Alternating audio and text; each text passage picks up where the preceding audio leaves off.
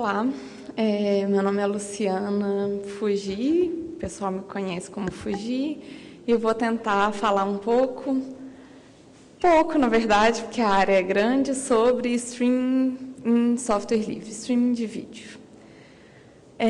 Bom, o que é streaming de vídeo? Eu acho que se vocês chegaram aqui, vocês já devem ter algum interesse e ter alguma ideia, né? Então, para definir, né, é transmitir mídia pela rede sem armazenar no computador. Ou não sei, porque hoje em dia as coisas estão um pouco diferentes. Essa é a definição original, eu acho. E streaming pode ser tanto você assistir um filme que já está armazenado, editado, mas sem armazenar ele no seu computador, ou transmitir, por exemplo, o Feedly ao vivo para o pessoal que está em casa, que ao mesmo tempo que você está gravando, digamos, a pessoa está consumindo do outro lado. E eu tendo a focar muito nesse streaming, porque eu acho que esse é o mais difícil, assim. Então, quando eu propus a palestra, eu estava pensando nisso, e depois eu fiquei pensando que eu deveria cobrir mais casos, vou tentar cobrir tudo.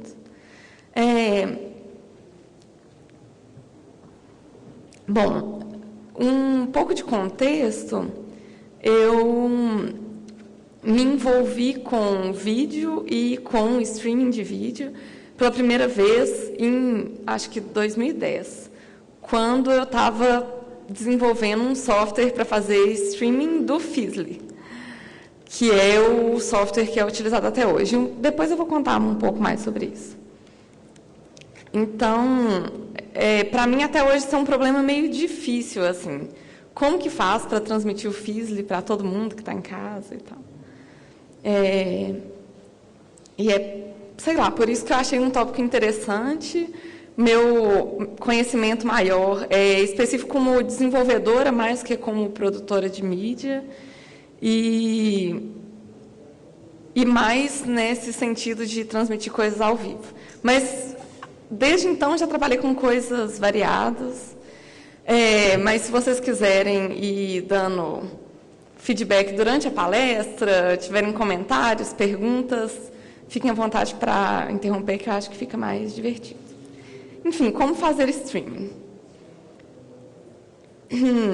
De várias formas diferentes, né? Eu falei um pouquinho da minha história e, sei lá, em 2010 parecia um problema fácil de resolver e hoje eu acho mais difícil, com mais conhecimento, assim. Foi bom que o fato de eu ter proposto essa palestra me fez conhecer mais coisas do que o pessoal está fazendo hoje. Então, a gente pode ter um bate-papo. Enfim, eu resolvi falar um pouco sobre protocolos, um monte de sigla que existe no mundo de streaming. E aí, como que você faz, né? Comecei agora, o que é adequado, quais as vantagens e desvantagens de cada coisa. E hoje, enfim, a galera está usando de tudo para fazer streaming de vídeo. E está cada vez mais popular, banda larga, assistimos vídeo no celular. Acho que o protocolo mais simples de entender do universo e, por incrível que pareça, muito usado hoje é MJPEG. Não é vídeo de verdade, o MJPEG, né? É basicamente você transmitir imagens JPEG por HTTP mesmo e, enfim, quando a imagem chega do outro lado, ela é mostrada, o negócio não tem sequer timestamp. MJPEG é muito usado em câmera de segurança, porque ele não vai ter áudio, mas você não está nem aí.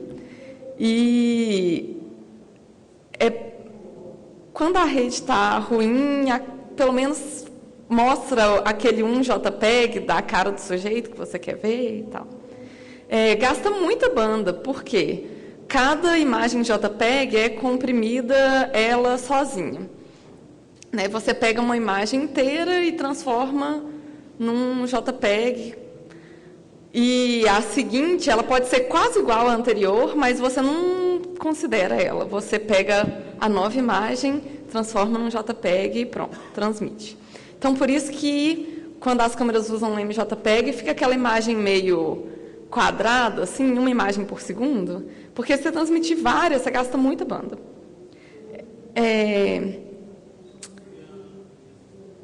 Apesar de tudo, ainda faz sentido, assim, para esse caso de uso, né? É simples, é fácil de debugar, mas não serve para transmitir o Fizzly. O que o Fizzly usa, que o Landell faz, é utilizar a Icecast. A Icecast, na verdade, é um servidor de mídia. É muito interessante, porque no caso do MJPEG, por exemplo, você tem que estar mandando para um servidor, ou a pessoa conecta diretamente na câmera e tal. Essas coisas de câmera de segurança é péssimo, porque você está com ela na sua casa, onde você tem um IP dinâmico, atrás de coisas do seu provedor, e não tem como você conectar diretamente na sua casa. Então, o pessoal faz túnel. No caso do Fizzly, a gente quer transmitir para várias pessoas ao mesmo tempo. Ou para vários outros casos, né? Para qualquer evento. Então, o Icecast é um servidor de mídia que fica no meio. Você usa um cliente que vai mandar dado para esse servidor. O servidor fica lá escutando. E, do outro lado, vários clientes vão conectar. É super interessante o Icecast. Ele tem basicamente um ponto de montagem, assim. Infelizmente, não consegui configurar um servidor para testar. Mas é só vocês assistirem Fizzly ao vivo. Antigamente, o Estúdio Livre deixava disponível para qualquer um servidor de Icecast rodando, e você só precisava configurar lá seu ponto de montagem e configuração de acesso, e você podia transmitir usando o Landell ou qualquer outra coisa super simples, e usuários acessavam aquele endereço de casa. A Icecast é feito pela Chief Foundation, que faz vários codecs de vídeo livres. Então, é uma coisa assim, super software livre, né? De todos os jeitos, assim, livre em todos os sentidos. Originalmente, eles suportavam só codificação Theora com Vorbis, que é o formato de áudio, e formato OGG. Hoje em dia, suportam WebM, MP3, bom, é exportado, não lembro quando foi adicionado, e Opus é meio uma extensão, até onde eu sei. A LibShout é a biblioteca utilizada pelos clientes para conseguir enviar para o Icecast. Mas é a coisa mais simples do mundo enviar para a Icecast. Com GStreamer, por exemplo, você só usa um elemento chamado shout to send e passa o endereço do seu servidor e acabou. Lindo. Isso não é tão fácil com outros formatos. Depois eu vou tentar mostrar algumas coisas. Bom, outro protocolo muito utilizado é RTP, de Real Time Protocol. O RTP, ele geralmente é usado em UDP, que quando você está trabalhando com vídeo, você quer enviar a coisa e, se não chegar, você não quer retransmitir, você quer tocar logo o que você recebeu, certo? Você não pode ficar esperando chegar outro pedaço de vídeo para tocar o que você já recebeu, que está passando agora. RTP é meio... Ele faz um pedaço do streaming, assim, que é cuidar de timestamp, mas ele não lida com formato, com a negociação. Então, geralmente, o pessoal usa ou com MPEG-TS, que resolve as coisas que o RTP em si não usa, ou com um arquivinho de SDP, que eu não guardei, infelizmente. Deixa eu dar uma olhada. Tá. Eu vou tentar mostrar com um RTSP depois as informações que interessam assim, para ele. Mas, quando você está utilizando RTP, o pessoal já pensa logo em RTSP. RTSP é uma camada em cima, digamos assim, do RTP. Então, a galera às vezes confunde, está falando de RTP, na verdade eles estão falando de MPEG-TS com RTP, às vezes o povo está falando de RTSP. O RTSP, ele basicamente faz a negociação que você estava colocando lá no seu arquivinho SDP. Porque com SDP, um lado tem que saber o que o outro está mandando, tipo, a resolução do vídeo é tal, o formato é tal, o bitrate é tal. O RTSP negocia essa coisa. Um lado informa o outro o que ele está enviando. É bem melhor, né? Não precisar não saber antes o que você está recebendo. O RTSP, a negociação dele, digamos assim, é baseada em requests HTTP. Então, tipo, responder bad request ou 404 not found, eles basearam em como acontece a nossa navegação pela web, digamos assim, para fazer o RTSP. Mais diferente do HTTP, ele possui estado. Eu devia ter deixado pronto. Quer ver?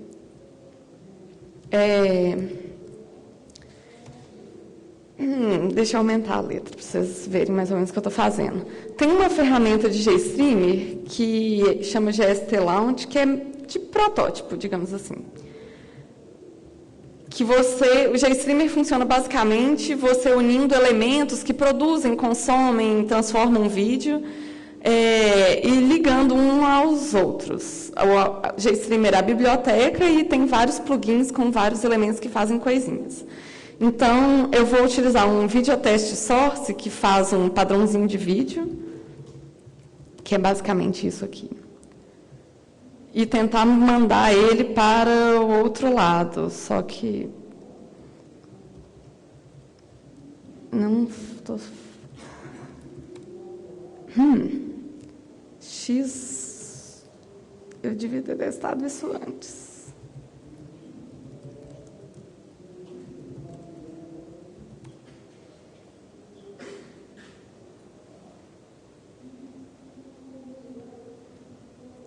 Depois eu tento mostrar, porque se demorar vai ser difícil.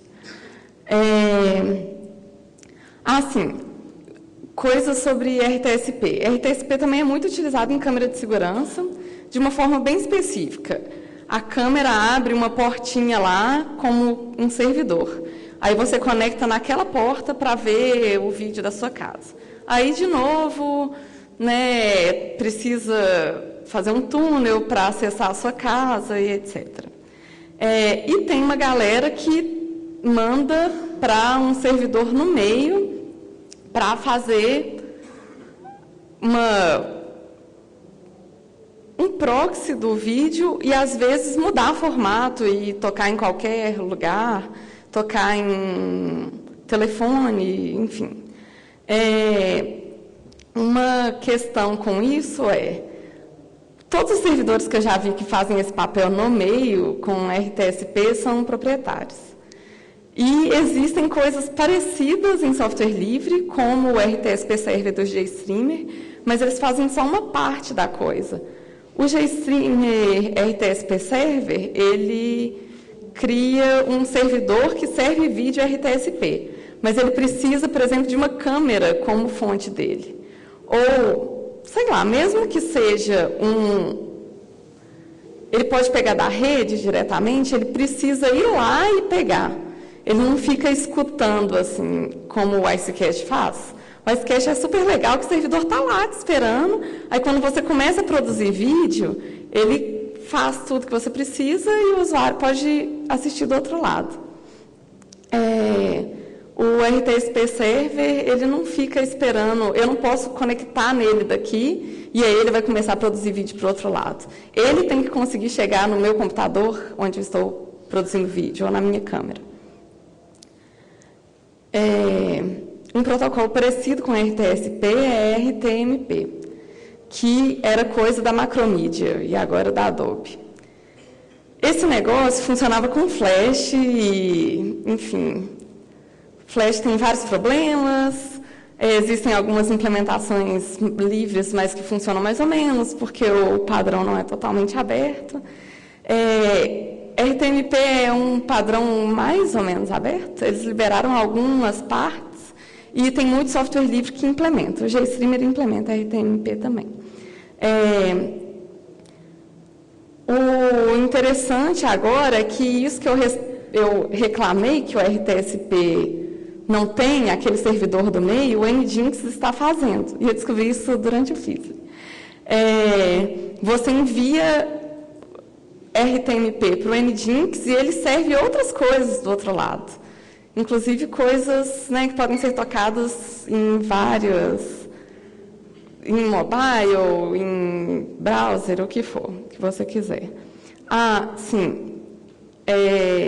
RTSP é uma coisa que funciona muito bem com o Android, assim, mas só, praticamente. Certo. Hoje em dia, o que está na moda, na verdade, para streaming, não é nenhum desses casos. São coisas que conseguem mudar o tamanho do vídeo de acordo com a sua rede. A conexão ficou meio ruim, baixa a resolução e continua tocando, certo? Ao invés de, sei lá, ficar esperando para continuar assistindo o vídeo.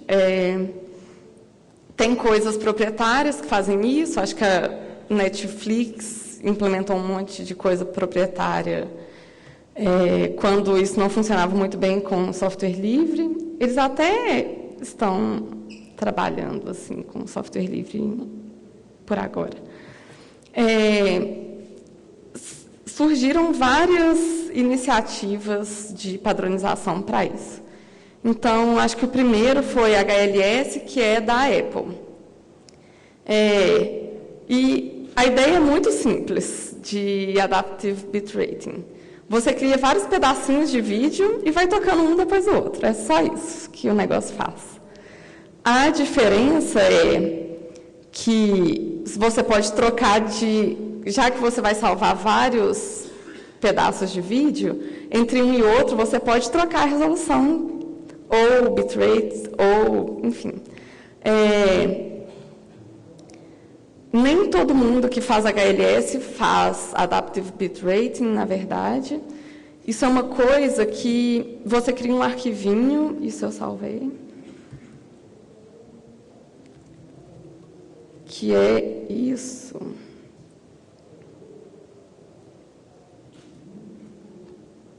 Dá para ver? Bom, aqui é o mesmo vídeo, mas ele tem configurações diferentes, né? Aqui resoluções diferentes. Então, ao invés de você tocar... Calma, deixa eu mostrar primeiro a descrição, como funciona só o HLS em si, né? Isso é uma playlist, basicamente.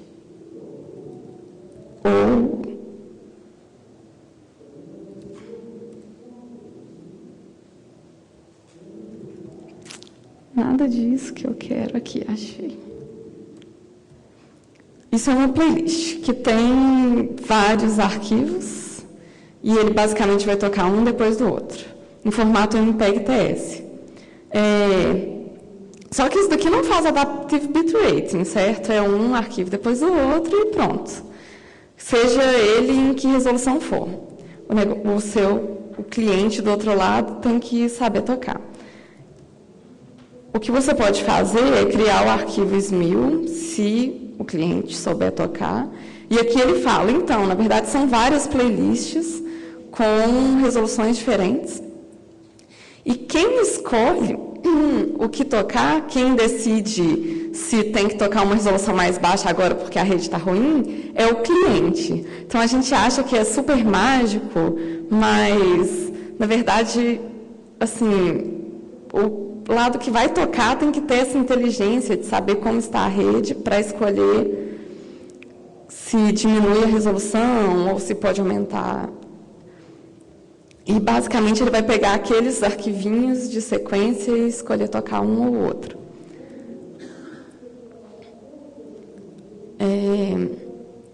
HLS tem bastante suporte, na verdade. Eu acho que o lugar onde não funciona muito bem é no Android. Porém, é fácil achar o suporte para tocar. Para criar a playlist é mais difícil. Por exemplo, é possível fazer isso com o GStreamer, mas não é igual fazer um streaming com RTP ou RTSP. Você precisa criar uma aplicação e desenvolver certas coisas na mão, assim, não existe uma forma mágica de fazer. E mais difícil ainda, criar com várias resoluções diferentes. Assim, é uma coisa importante. Vídeo, como que costuma funcionar? Você tem um keyframe que representa a imagem inteira, e a partir dali, para os frames seguintes, você comprime apenas a diferença para o frame anterior, certo? Então, vocês já devem ter percebido que quando vocês fazem seek, não necessariamente ele vai exatamente para onde você quer. Porque ele precisa pegar um keyframe, que representa a imagem inteira, para daí fazer os pequenos deltas e chegar no lugar que você realmente pediu para ele estar. Então, é óbvio que se você vai mandar vários arquivinhos, ele tem que ter a informação do keyframe no início. Então, você só consegue criar arquivos de tamanho que... Você precisa ter um keyframe no início do arquivo, certo? Então, acaba que, às vezes, você gasta mais banda por causa disso, dependendo do tamanho do arquivo que você escolhe. Esse tipo de coisa que tem que ser configurado e feito na mão. Para você conseguir fazer Adaptive Bitrating, você tem que estar com tudo bem alinhado, né? Todos os arquivos começando e terminando no mesmo lugar. Então, tem que produzir isso na hora que você está gravando, por exemplo. E uma coisa que, obviamente, acontece quando você está fazendo esse tipo de streaming, assim, que, na verdade, é meio que uma gambiarra, né? Não é streaming de verdade, é uma playlistzinha e arquivos passando de um lado para o outro. É que você precisa baixar o arquivo inteiro para começar a tocar, basicamente. Acaba aumentando a latência. Então, o tamanho de arquivinho que você escolhe determina a latência que você tem e o tanto de arquivo que você vai gerar. Mas também determina o tanto de banda, né? Porque se você quer ter uma latência super pequena e quer criar arquivos de 1 segundo, você vai ter um keyframe a cada 1 segundo. Tipicamente, a gente não põe um keyframe a cada 1 segundo quando é um vídeo normal. Dash é basicamente igual a HLS. A diferença é bem pouca. Mas é o formato aberto, a tentativa open source de fazer o Adaptive Bitrate em stream. Ele não funciona só com MPEG-TS, a especificação independe de formato, mas o que é implementado na prática é MPEG-TS e MPEG-4 fragmentado. Só que o suporte não é tão grande quanto a HLS ainda. Até que nas coisas livres o suporte é bom. E existem outros formatos, tipo um da Adobe para Adaptive Bitrating, que usa Flash até hoje, e o que eu posso dizer sobre isso fala sério. A gente já devia ter parado de usar Flash. E, claro, HSS, que é a tentativa da Microsoft de fazer um padrão para Adaptive Bitrating. E usa o que? Silverlight. Que, enfim, não vou falar muito sobre isso, vocês não vão querer usar. Nem o suporte não é muito bom, inclusive. Qual é o motivo? Menos gente vai poder tocar e etc. E hoje em dia, na hora que a gente fala de streaming, a galera fala assim, mas e aqui, Popcorn Time é streaming, porque você salva o arquivo, né? Sei lá, eu acho que tem funcionado como, né? O objetivo não é tocar o negócio antes de baixar tudo. Então, na verdade, bom, Popcorn Time, para quem, assim, não sei, perdeu a onda, né? Ou só usou sem saber o que estava fazendo por trás, é basicamente baixar o arquivo de vídeo com torrent, mas ele prioriza baixar as partes iniciais do vídeo primeiro para você já poder ir tocando. Eu não sei se alguma vez vocês já tentaram tocar alguma coisa que o BitTorrent baixou sem ter completado, por algum motivo agarrou, aí tem um arquivo lá à parte, você fala, poxa, mas baixei 99% do arquivo, deixa eu tentar tocar. De vez em quando até toca algumas partes, né? Só que, poxa, é vídeo, se faltar um pedacinho ali, deu problema. Você vai perder grande parte das coisas, não vai funcionar. Então, basicamente, o BitTorrent fala, eu preciso muito desse pedaço, porque o usuário já quer tocar o negócio. É só isso. Mentira, né? Eles fizeram várias coisas interessantes. O Popcorn Time é livre, vocês podem contribuir lá e tal. Mas a ideia é muito básica e como que a gente não pensou nisso antes?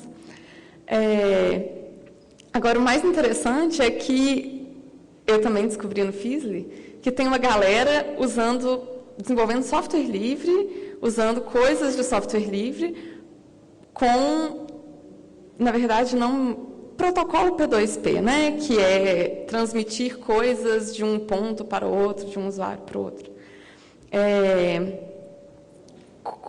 Não só para baixar filme, assim, e coisas desse tipo, mas para só para diminuir a carga do servidor, assim. Então, você começa tocando do servidor e, se muitos usuários estiverem assistindo o mesmo vídeo, eles começam a contribuir com você. Isso, assim, um provedor de vídeo, né? A Globo pode usar isso, digamos assim. Sendo que ela é detentora dos direitos, mas ela quer que o conteúdo dela espalhe. O Fizzly pode usar isso depois. O negócio usa HLS, que é o que eu expliquei, P2P e o WebRTC, que é um padrão de vídeo para browser. Livre também, aberto, né, o padrão. E que é o que é utilizado em aquelas videoconferências do Firefox, Zapier.in, não sei se vocês já usaram, são boas alternativas para, sei lá, softwares proprietários. Vocês querem perguntar coisa, interromper? Eu vou começar, sei lá, mostrar coisas, se eu conseguir. O laptop é novo e eu não consegui instalar tudo que precisava, eu acho. Bom, enfim, eu falei de protocolos, e como que usa isso na prática, né? Tem vários jeitos de desenvolver aplicações com software livre para isso, ou vários softwares que fazem. Eu devo dizer que eu acho que nenhum é super simples. E um dos motivos que eu resolvi dar essa palestra é para, sei lá, a gente discutir a respeito e ver se faz coisas mais simples. O que eu tenho mais experiência é JStreamer. Eu, assim, trabalhei bastante com JStreamer na época da minha vida. O software do Fizzly é feito com JStreamer e Python. Mas LibAV, que é o antigo FFmpeg, faz muitas coisas e é bem simples de usar também e muito adotado. libcurl faz RTSP. Não faz vídeo, né? libcurl é uma biblioteca de rede, mas eles resolvem a parte de negociação de sessão, por exemplo. Tem libortp, que resolve a parte de RTP. E até Live 555. Alguém já ouviu falar disso? Eu fiquei surpresa, eu estava trabalhando numa câmera de segurança. E tinha um chip lá que fazia um monte de coisa de vídeo e veio com um Live 555. Esse negócio é GPL e é super pequenininho e faz um servidor de RTSP rodar e é super leve, assim. E até bem modular, dá para modificar e tal. Então, às vezes é uma coisa para sem esforço, mais para embedded. E ele é ótimo para transmitir, parece que não toca, ele é bem específico. Bom, GStreamer, eu já falei um pouquinho sobre RTSP Server. Eu conversei com o pessoal e existe plano de fazer um servidor que seja mais mágico, digamos assim, e funcione num servidor, você possa transmitir para ele servir para o outro lado. GStreamer é legal porque você pode desenvolver em praticamente qualquer linguagem, porque ele tem bindings para outras linguagens através de Object Introspection, que é uma coisa meio mágica. Você faz anotações na sua biblioteca e o GeoObject Introspection cria os bindings para você a partir daquilo, para qualquer linguagem. Falo mais a respeito. O Landel, que foi o software que eu... Na verdade, essa palestra é um grande plot para vocês me ajudarem no Landel, tá? Eu vou admitir. O Landel, quando ele foi desenvolvido em Python e GStreamer, mas ele foi desenvolvido na época do GStreamer 0.10. O que isso significa? GStreamer 0.10 funcionou há muito tempo e era bom para várias coisas, mas foi pensado para tocar vídeo. E para fazer coisas diferentes, a galera foi fazendo várias gambiarras e estava chegando num nível insuportável. Então o pessoal falou, não, vamos quebrar as coisas e fazer uma versão melhor, mais estável, mais própria para as outras coisas, agora que a gente tem mais conhecimento sobre os outros problemas. E isso é o GStreamer 1.x. Quando a gente desenvolveu o Landel, ainda estava no GStreamer anterior. Nesse caso, a binding era uma binding feita estaticamente. Alguém foi lá e fez a binding na mão. E chamava PyGST. E o povo fica meio confuso, assim. Porque procura PyGST e hoje parece que não tem e tal. É porque agora as portas são feitas magicamente com GeoObject Introspection. Então, para o GStreamer 1.x, para a série nova, não existe mais a binding feita na mão, e a gente usa essa coisa mágica que é GeoObject Introspection. O que aconteceu com o Landel foi, o que o Fizzly usa até hoje é o 0.10, e eu tentei, em algum momento, assim, quando eu tive algum tempo, portar para o GStreamer 1.0 na época. E está mais ou menos funcionando, na verdade, porque eu não sou a maior usuária de Landel do mundo, eu não tenho todo o equipamento para testar tudo, e nem muito tempo para mexer no software. Mas eu descobri que pessoas usam o Landel e vira e mexe, as pessoas querem saber como transmitir vídeo. E eu não achei nada melhor ainda do que falar, use o Landel, porque é muito simples para você transmitir o seu evento na sua cidade, sei lá.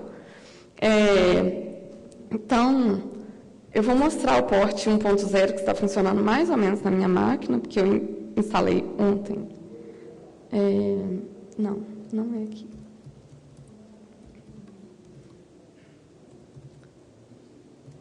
A interface dele é péssima.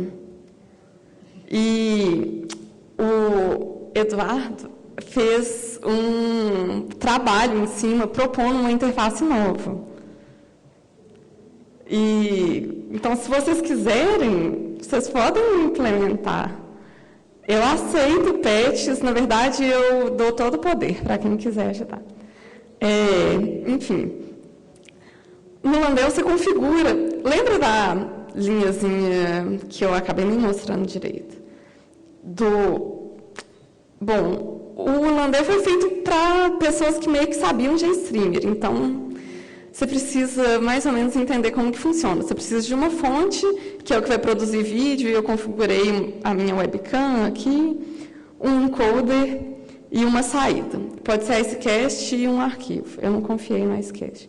Um problema do Icecast que eu não mencionei, que eu acho muito ruim, se a sua conexão cai, você não consegue mais mandar,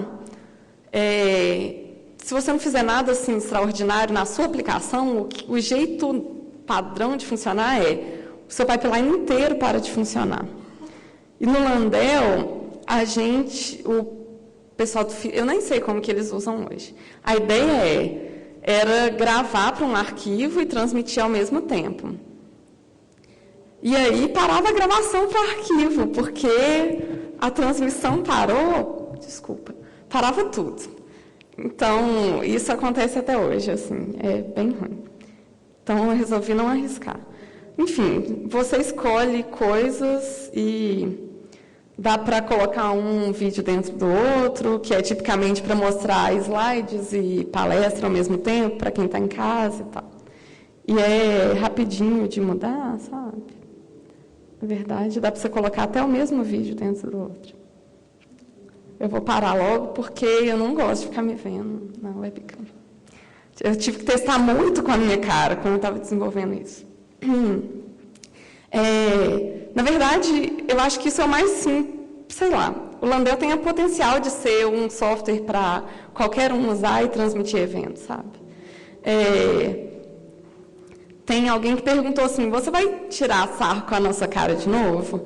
Porque o Fizzly usava uma linha gigante de STLaunch que fazia um monte de coisa, assim, com um GStreamer, e nem tinha, acabava que, quando você, GSTLaunch é para protótipo, ele não faz tudo, então ele não muda coisa durante, não dá para você pôr uma legenda, uma observação e coisa assim, e mudar no meio, ou trocar uma fonte por outra, colocar um vídeo maior, enfim.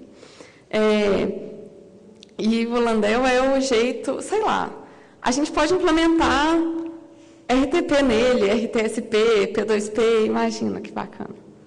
O Eduardo está aqui balançando a cabeça e ele ajuda as pessoas que forem implementar a interface. Ele não falou isso não, mas eu estou... vocês façam perguntas, por favor. Tá.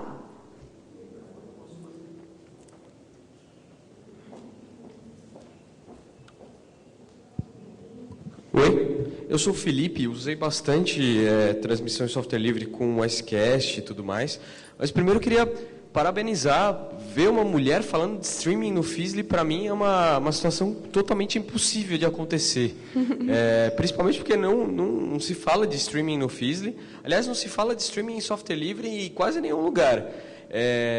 E ainda por cima ver alguém, assim, uma mulher com bastante propriedade falando sobre isso, para mim, eu acho que merecia uma salva de palmas, assim, para ela.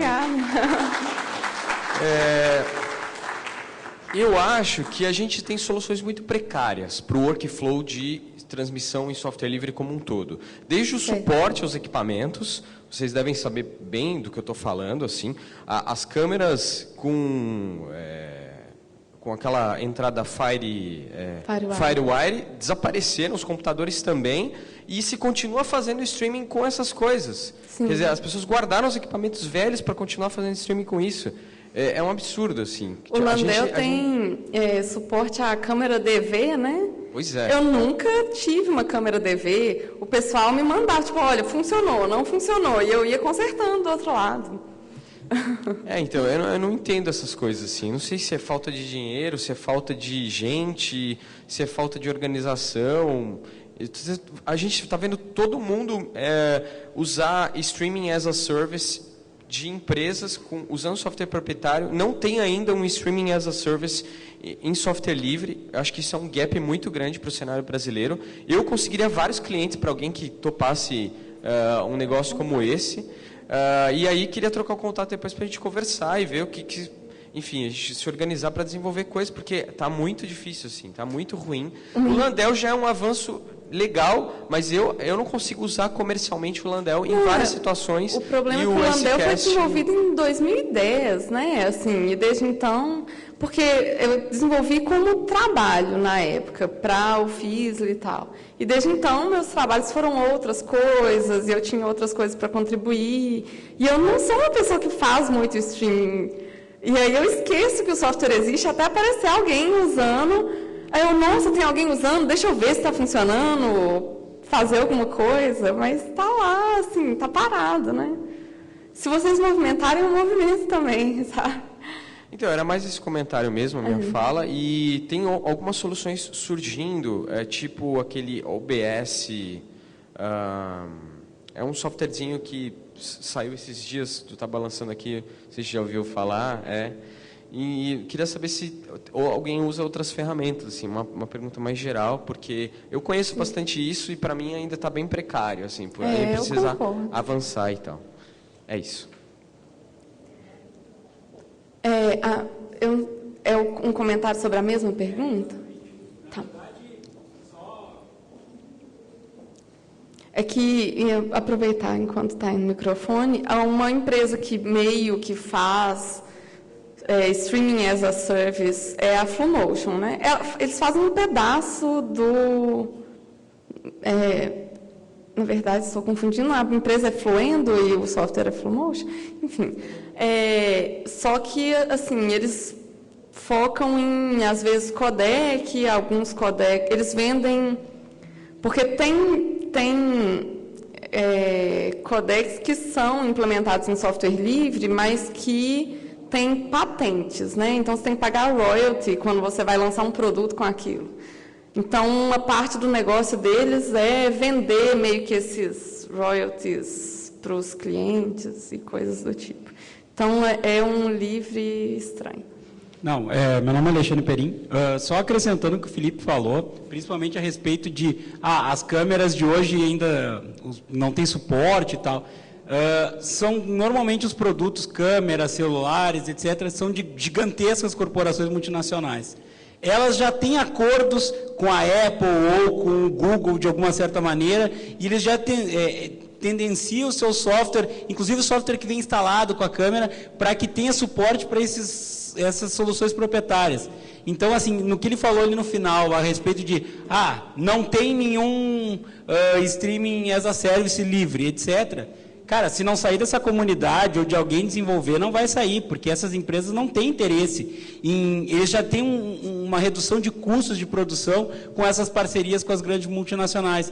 Muito difícil, se não sair de iniciativas como o Landel, etc., da gente fazer alguma coisa desse tipo, de que a gente consiga, por exemplo, reduzir um pouco a latência do HLS. A HLS é extremamente... O delay é muito grande, ele já não serve para streaming ao vivo. O RTMP, por exemplo, serve. Eu já vi uma transmissão do Aberto dos Estados Unidos de tênis, que os caras estavam vendo o jogo e com o celular na frente, e tinha um delay de meio segundo entre o que estava aparecendo na TV e o cara no estádio estava vendo o jogo. Não era nem na televisão, em casa, era no próprio estádio via Wi-Fi. Mas, assim, isso já tem tudo um acordo. Se for olhar, é Powered by IBM, Powered by sei lá o quê. Então, não tem como sair uma solução de grande porte dessa maneira. Dificilmente uma multinacional como a Sony, como a Motorola, como a própria Nokia, que foi comprada pela Microsoft, vai trabalhar assim. Então, acho que a gente tem que... É daqui, entendeu? Não vai ser de outro lugar que vai sair esse tipo de conteúdo. Outro problema que eu acabei não falando também é o Landel... ele faz a codificação no processador, né?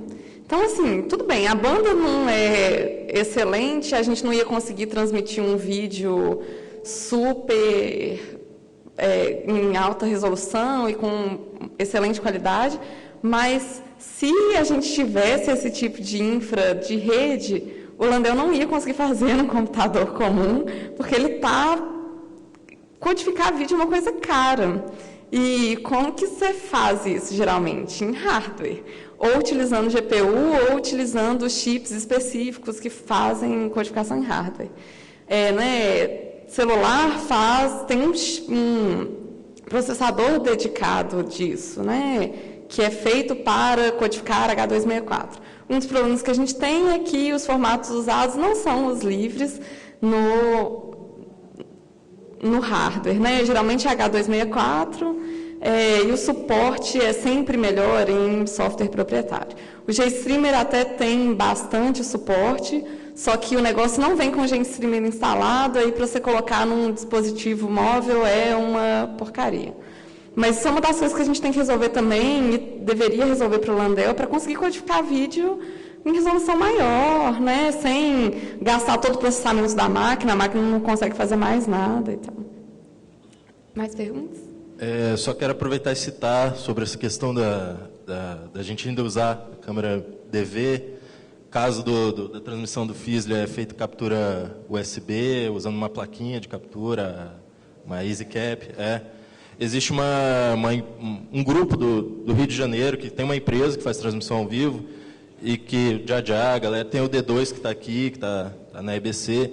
Eles fizeram um hack para uma plataforma embarcada, vocês devem conhecer a Atem Blackmagic, que é uma mesa de captura que é proprietário, evidentemente, faz captura de Full HD, então te dá uma transmissão em alta definição, com várias câmeras, com corte em software. E eles fizeram um hack para conseguir dar saída com formato livre, codificação, formato e servidor livre. Então já existe uma solução para uma plataforma embarcada que é proprietária, enfim, não é o melhor dos mundos, mas que você consegue hackear isso e ter como resultado uma transmissão livre. Segundo o D2, conversei rapidamente com ele, o resultado que eles conseguem com a transmissão ao vivo livre é melhor, tem uma performance melhor do que a que a própria Atem oferece por padrão. Inclusive, a empresa do Já foi que estava fazendo o streaming para Rio+20, e era software livre. Ao vivo na web.tv, a empresa dele. Acho que ano que vem a gente pode fazer um painel de streaming de vídeo.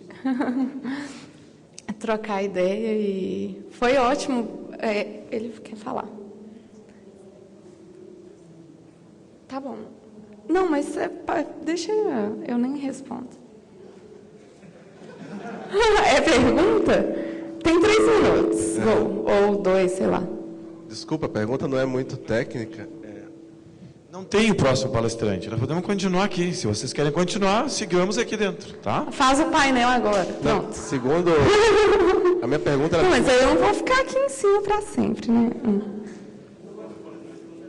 A minha pergunta é justamente essa, que a próxima sessão nessa sala está em seu nome. Eu queria saber se é a continuação dessa...